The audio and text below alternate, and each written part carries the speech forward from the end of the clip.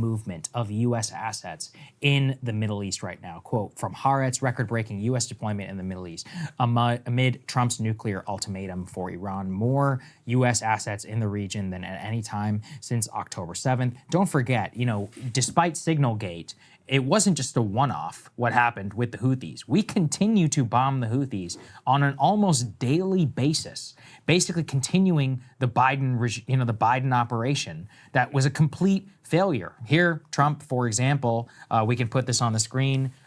This is a video that was released a couple of days ago. Trump says, quote, these Houthis gathered for instructions on an attack. Oops, there will be no attack by these Houthis. They will never sink our ships again. By the way, this was not Houthi militant rebels. These were tribesmen who were gathered for a religious ceremony. Right. And I do think we also have to reflect on the fact that it once was a scandal when the U.S. they would just classify this murdered civilians. Exactly.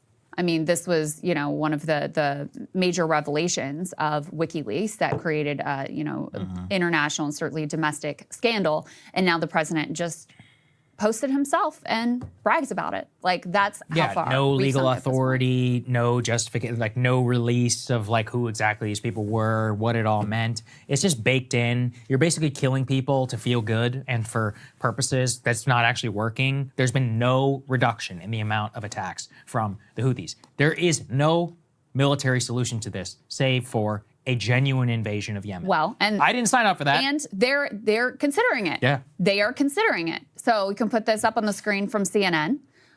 So they kind of, in my opinion, bury the lead here. They say, far from being cowed by U.S. airstrikes, Yemen's Houthis may be relishing them. But then they go on to talk about how there are plans being formed for us to potentially assist the previous Yemeni government that, you know, there's a big civil war between the Houthis and the Yemenis. The Houthis basically ultimately won that civil war.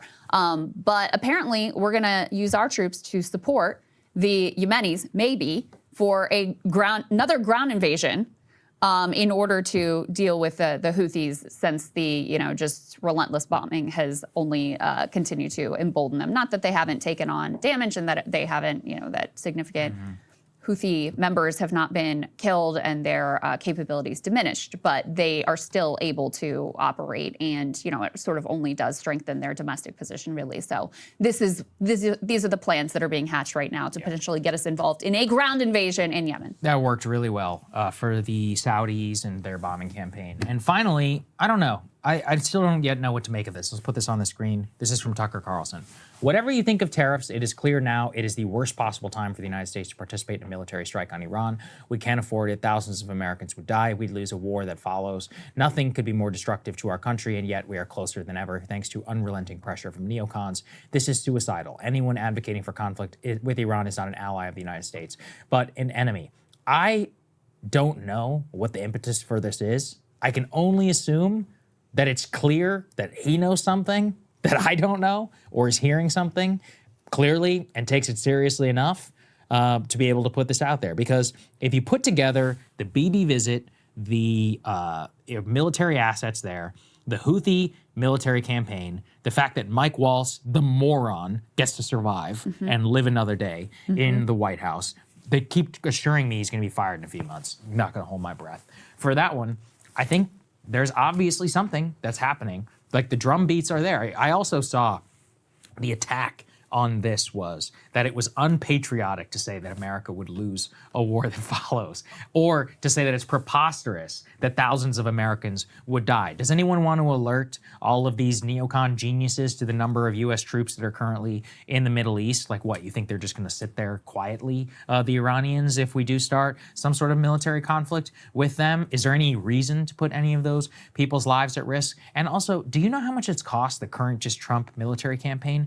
$206 million for the current Houthi operation. I don't see Doge or anybody talking about that. Think about it. If you had a $206 million operation, which was an abject, complete failure, continuation of a failed policy, that sounds like a perfect job for Doge, don't you think? So there's so many layers upon layers of a lot of this stupidity that's happening right now. There's also some past indications that are troubling about the way Trump thinks about a potential Iran war. So he had famously claimed in 2011 and 2012 that Obama is going to start with war with Iran in order to get reelected. This is something that he tweeted out, thinking that, oh, that would cause this rally around the flag effect and that would help get Obama elected, which isn't, I mean, that's just insane to me, that to think at this point, especially where we are now, that there would be any sort of U.S. domestic appetite for some giant war in the Middle East is complete insanity. But at least in the past, he has thought that way. And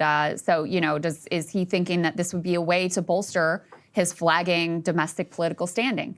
I think that's a possibility.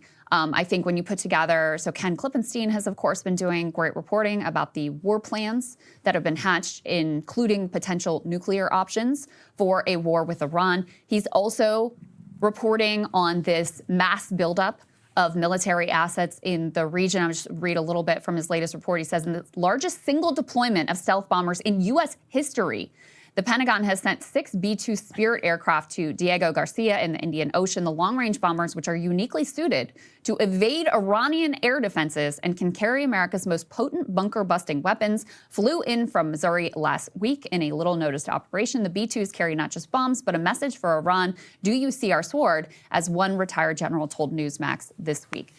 Now, there is a possibility, Sagar, certainly, that all of the military buildup is meant as a credible military threat to try to secure a better deal with Iran. That's what we should all be hoping for. But I do think there are a lot of troubling indications, and all of the neocon think tanks in D.C., we cover this from Quincy Institute that's been tracking this, they are beating the war drums. And, you know, if you have people like Tucker, who are obviously very well read in and very well sourced in this administration, sounding the alarm, I think we should all be very concerned. Hey, if you like that video, hit the like button or leave a comment below. It really helps get the show to more people. And if you'd like to get the full show ad-free and in your inbox every morning, you can sign up at breakingpoints.com. That's right. Get the full show, help support the future of independent media at breakingpoints.com.